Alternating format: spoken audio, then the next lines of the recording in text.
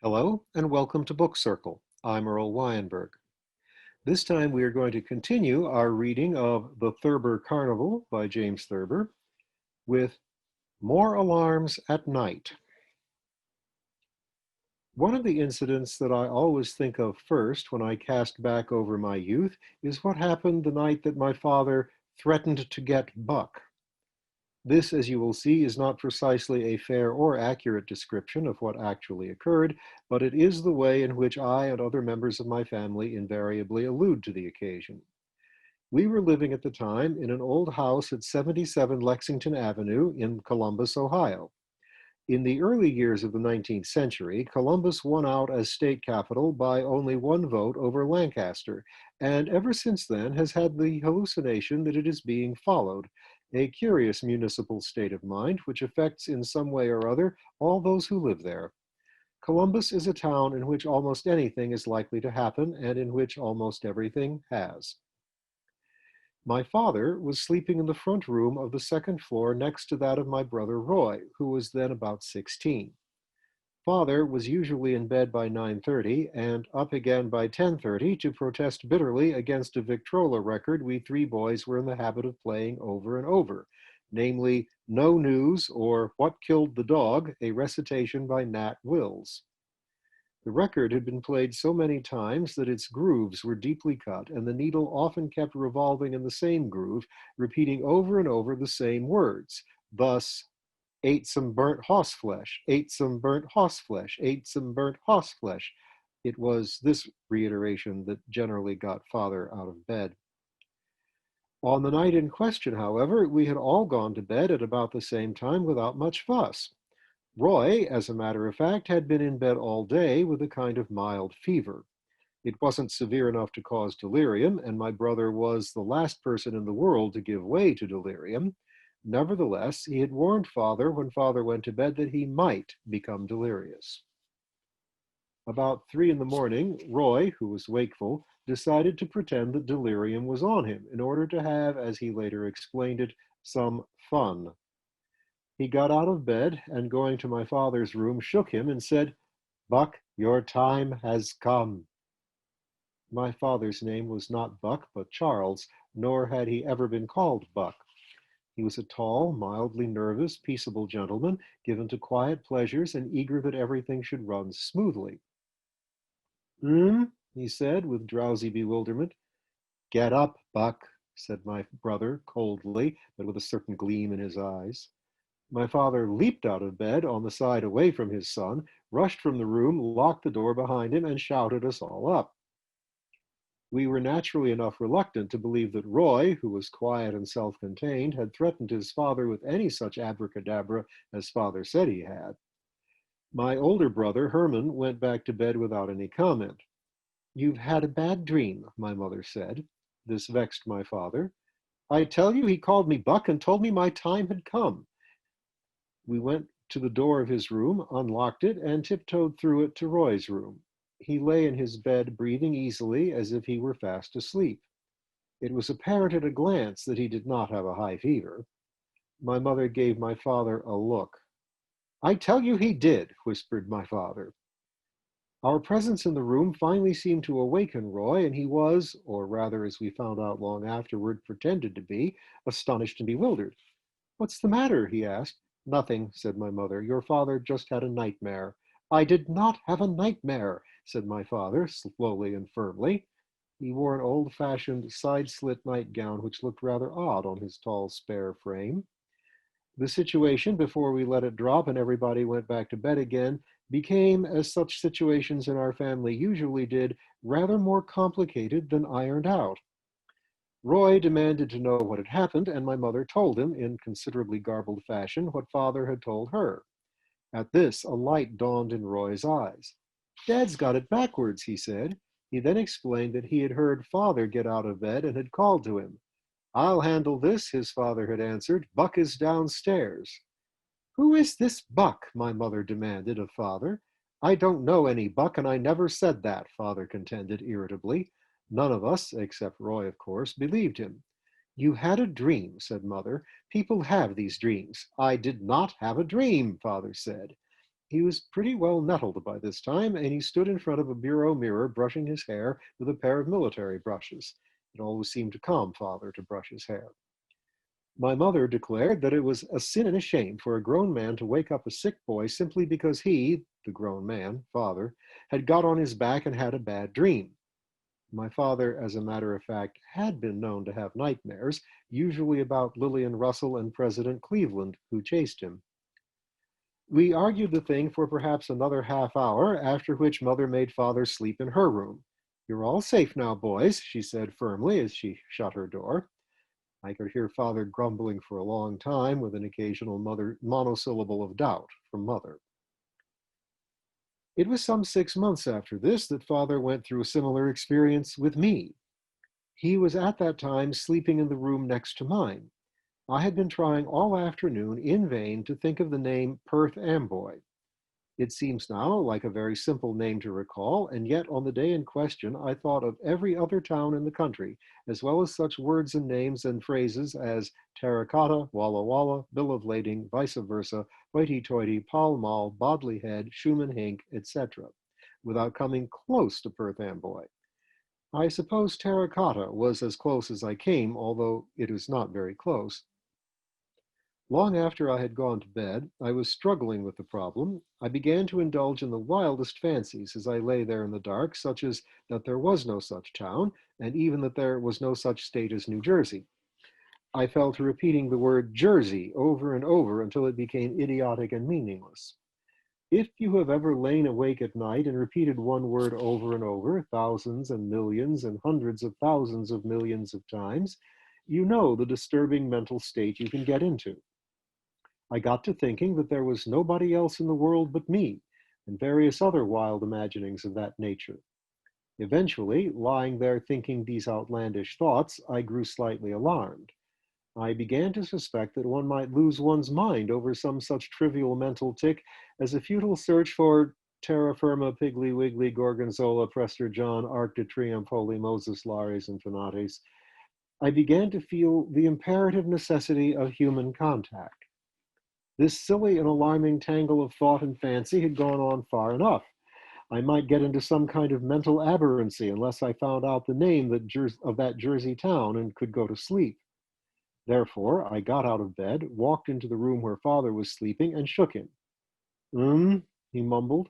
I shook him more fiercely, and he finally woke up, with a glaze of dream and apprehension in his eyes. "What's the matter?" he asked thickly. I must indeed have been rather wild of eye, and my hair, which is unruly, becomes monstrously tousled and snarled at night. "What is it?" said my father, sitting up in readiness to spring out of the bed on the far side. The thought must have been going through his mind that all his sons were crazy or on the verge of going crazy. I see that now, but I didn't then, for I had forgotten the Buck incident and did not realize how similar my appearance must have been to Roy's the night he called Father Buck and told him his time had come. "Listen," I said, "name some towns in New Jersey, quick." It must have been around 3 in the morning. Father got up, keeping the bed between him and me, and started to pull his trousers on. "Don't bother about dressing," I said, "just name some towns in New Jersey." While he hastily pulled on his clothes, I remember he left his socks off and put his shoes on his bare feet, father began to name in a shaky voice various New Jersey cities. I can still see him reaching for his coat without taking his eyes off me. "Newark," he said, "Jersey City, Atlantic City, Elizabeth, Patterson, Passaic, Trenton, Jersey City, Trenton, Patterson." "It has 2 names," I snapped. "Elizabeth and Patterson." He said, "No, no," I told him irritably. "This is one town with 1 name, but there are 2 words in it, like helter-skelter." "Helter-skelter," said my father, moving slowly toward the bedroom door and smiling in a faint, strained way, which I understand now, but didn't then, was meant to humor me. When he was within a few paces of the door, he fairly leaped for it and ran out into the hall, his coat-tails and shoelaces flying. The exit stunned me. I had no notion that he thought I had got out of my senses. I could only believe that he had gone out of his, and that, partially awake, he was engaged in some form of running in his sleep. I ran after him, caught him at the door of mother's room, and grabbed him in order to reason with him. I shook him a little, thinking to wake him completely. "Mary, Roy, Herman!" he shouted. I too began to shout for my brothers and my mother. My mother opened her door instantly, and there we were at 3:30 in the morning, grappling and shouting, father partly dressed, but without socks or shirt, and I in pajamas. Now what? Demanded my mother grimly, pulling us apart. She was quite capable, fortunately, of handling any two of us, and she never in her life was alarmed by the words or actions of any one of us. Look out for Jamie, said father. He always called me Jamie when excited. My mother looked at me. What's the matter with your father? She demanded. I said I didn't know. I said he had got up suddenly and dressed and ran out of the room. Where did you think you were going? Mother asked him coolly. He looked at me. We looked at each other, breathing hard, but somewhat calmer. He was babbling about New Jersey at this infernal hour of the night, said father. He came to my room and asked me to name towns in New Jersey. Mother looked at me. I just asked him, I said. I was trying to think of one and couldn't sleep. You see, said father triumphantly. Mother didn't look at him. Go to bed, both of you, she said. I don't want to hear any more out of you tonight, dressing and tearing up and down the hall at this hour in the morning. She went back into the room and shut the door. Father and I went back to bed. Are you all right? He called to me. Are you? I asked. Well, good night, he said. Good night, I said.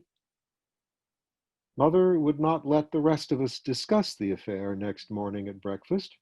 Herman asked what the hell had been the matter. We'll go on to something more elevating, said Mother.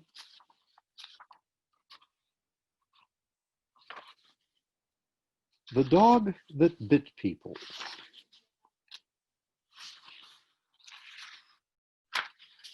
Probably no one man should have had as many dogs in his life as I have had, but there was more pleasure than distress in them for me, except in the case of an Airedale named Muggs. He gave me more trouble than all the other 54 or 5 put together, although my moment of keenest embarrassment was the time a Scotch terrier named Jeanie, who had just had 6 puppies in the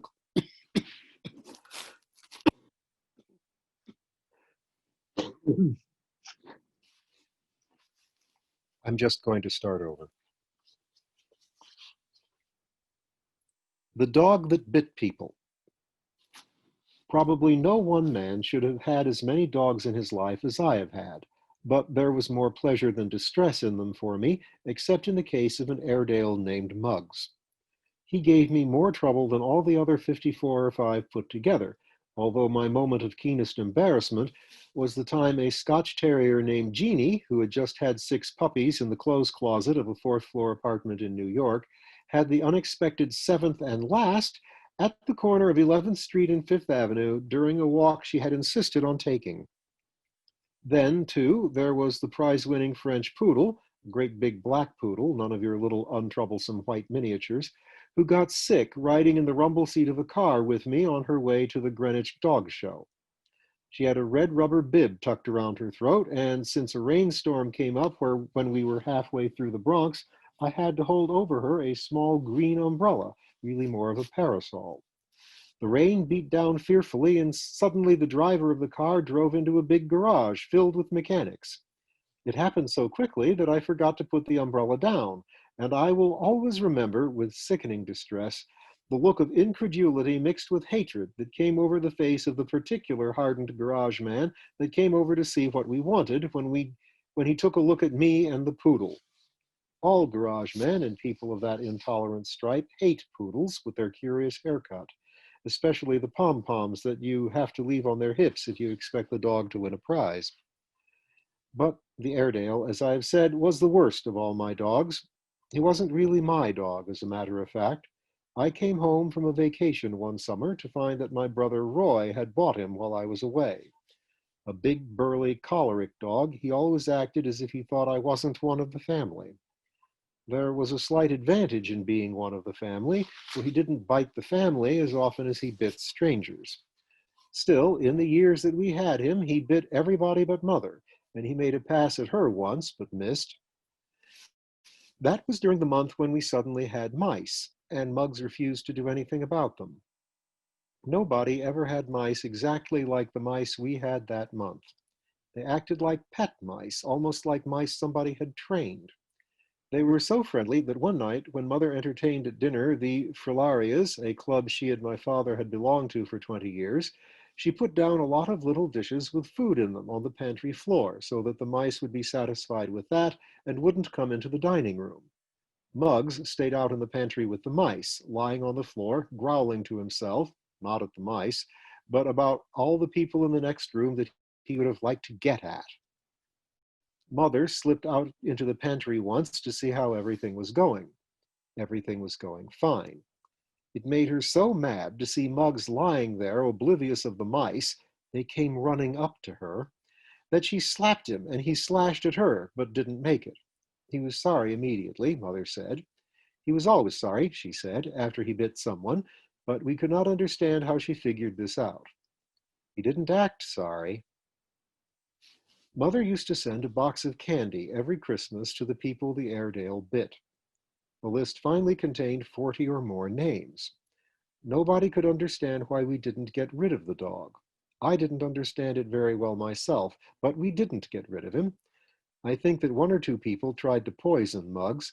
He acted poisoned once in a while, and old Major Moberly fired at him once with his service revolver near the Seneca Hotel in East Broad Street. But Muggs lived to be almost 11 years old, and even when he could hardly get around, he bit a congressman who had called to see my father on business. My mother had never liked the congressman. She said the signs of his horoscope showed he couldn't be trusted. He was Saturn with the moon in Virgo. But she sent him a box of candy that Christmas. He sent it right back, probably because he suspected it was trick candy. Mother persuaded herself it was all for the best that the dog had bitten him, even though father lost an important business association because of it. I wouldn't be associated with such a man, Mother said. Muggs could read him like a book. We used to take turns feeding Muggs to be on his good side, but that didn't always work. He was never in a very good humor, even after a meal. Nobody knew exactly what was the matter with him, but whatever it was made him feel irascible, especially in the mornings. Roy never felt very well in the morning either, especially before breakfast, and once when he came downstairs and found that Muggs had moodily chewed up the morning paper, he hit him in the face with a grapefruit, and then jumped up on the dining room table, scattering dishes and silverware and spilling the coffee. Muggs' first free leap carried him all the way across the table and into a brass fire screen in front of the gas grate, but he was back on his feet in a moment, and in the end he got Roy and gave him a pretty vicious bite in the leg. Then he was all over it. He never bit anyone more than once at a time. Mother always mentioned that as an argument in his favor. She said that he had a quick temper, but he didn't hold a grudge. She was forever defending him. I think she liked him because he wasn't well. He's not strong, she would say pityingly, but that was inaccurate. He may not have been well, but he was terribly strong. One time, my mother went to the Chittenden Hotel to call on a woman mental healer who was lecturing in Columbus on the subject of harmonious vibrations. She wanted to find out if it was possible to get harmonious vibrations into a dog. He's a large tan-colored Airedale, Mother explained. The woman said that she had never treated a dog, but she advised my mother to hold the thought that he did not bite and would not bite. Mother was holding the thought the very next morning when Muggs got the Iceman, but she blamed that slip-up on the Iceman. If you didn't think he would bite you, he wouldn't, Mother told him. He stomped out of the house in a terrible jangle of vibrations. One morning, when Muggs bit me slightly, more or less in passing, I reached down and grabbed his short, stumpy tail and hoisted him into the air. It was a foolhardy thing to do, and the last time I saw my mother, about 6 months ago, she said she didn't know what possessed me. I don't know either, except that I was pretty mad. As long as I held the dog off the floor by his tail, he couldn't get at me, but he twisted and jerked so, snarling all the time, that I realized I couldn't hold him that way very long. I carried him to the kitchen and flung him onto the floor and shut the door on him just as he crashed against it. But I forgot about the back stairs. Muggs went up the back stairs and down the front stairs and had me cornered in the living room. I managed to get up onto the mantelpiece above the fireplace, but it gave way and came down with a tremendous crash, throwing a large marble clock, several vases, and myself heavily to the floor.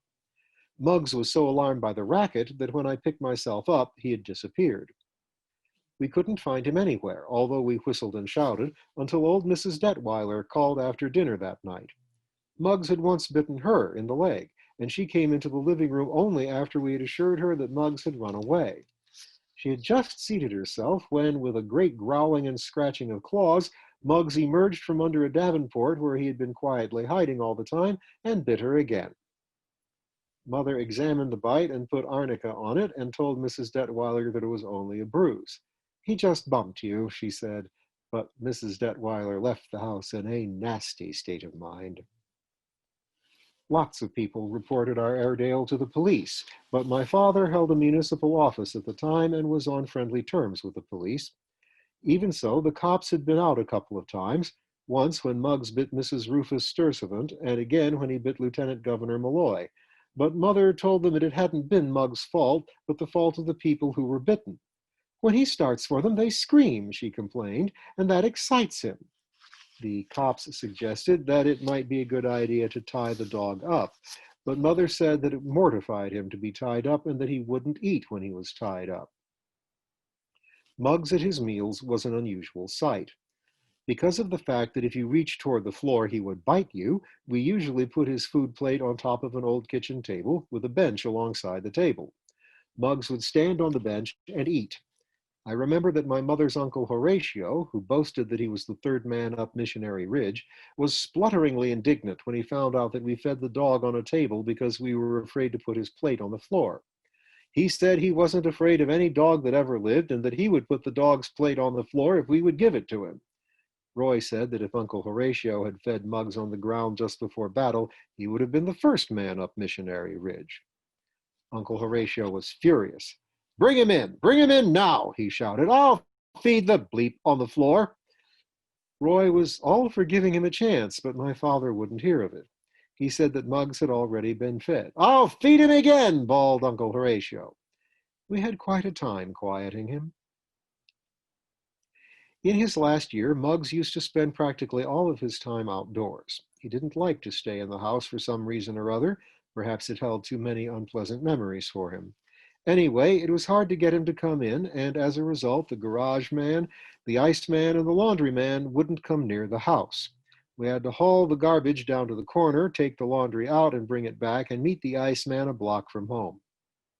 After this had gone on for some time, we hit on an ingenious arrangement for getting the dog in the house so that we could lock him up while the gas meter was read, and so on. Muggs was afraid of only one thing, an electrical storm. Thunder and lightning frightened him out of his senses. I think he thought a storm had broken the day the mantelpiece fell. He would rush into the house and hide under a bed or in a clothes closet. So we fixed up a thunder machine out of a long, narrow piece of sheet iron with a wooden handle on one end. Mother would shake this vigorously when she wanted to get Muggs into the house. It made an excellent imitation of thunder, but I suppose it was the most roundabout system for running a household that was ever devised. It took a lot out of Mother. A few months before Muggs died, he got to seeing things. He would rise slowly from the floor, growling low, and stalk stiff-legged and menacing toward nothing at all.